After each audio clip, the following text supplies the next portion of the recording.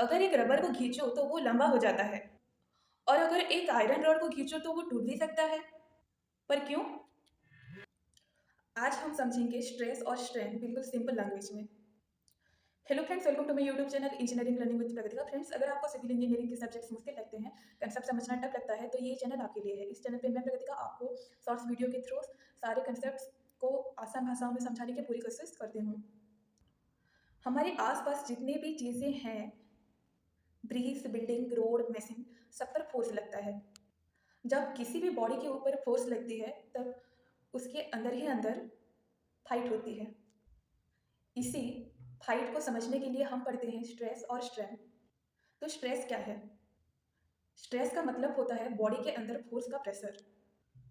Example लेते हैं। सोचो, तुम टेबल पर एक बुक रखते हो, टेबल पर प्रेशर पड़ता है, वही प्रेशर इज इक्वल टू होता है स्ट्रेस।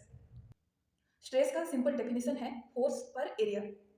इसका मतलब है ज़्यादा फोर्स ज़्यादा स्ट्रेस, कम एरिया ज़्यादा स्ट्रेस।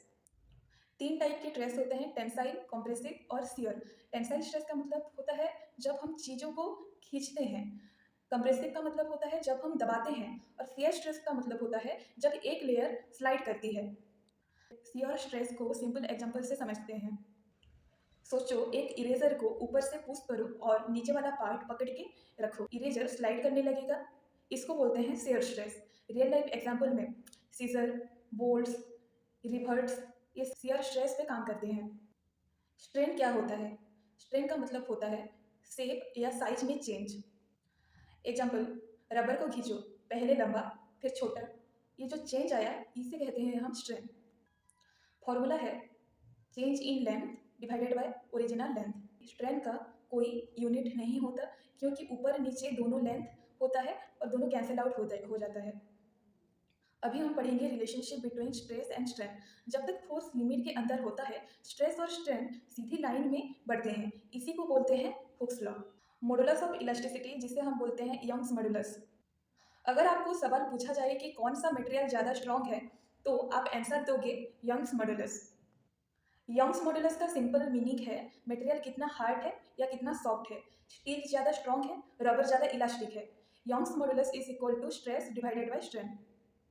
क्विक रिकैप लेते हैं। स्ट्रेस इज इक्वल टू अंदर का pressure, strain is equal to shape में चेंज, शेयर स्ट्रेस होता है स्लाइड करना, यंग्स मॉडुलस होता है मटेरियल की स्ट्रेंथ।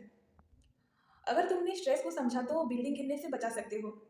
अगर तुमने स्ट्रेंथ को समझा तो मटेरियल के बिहेवियर प्रेडिक्ट कर सकते हो।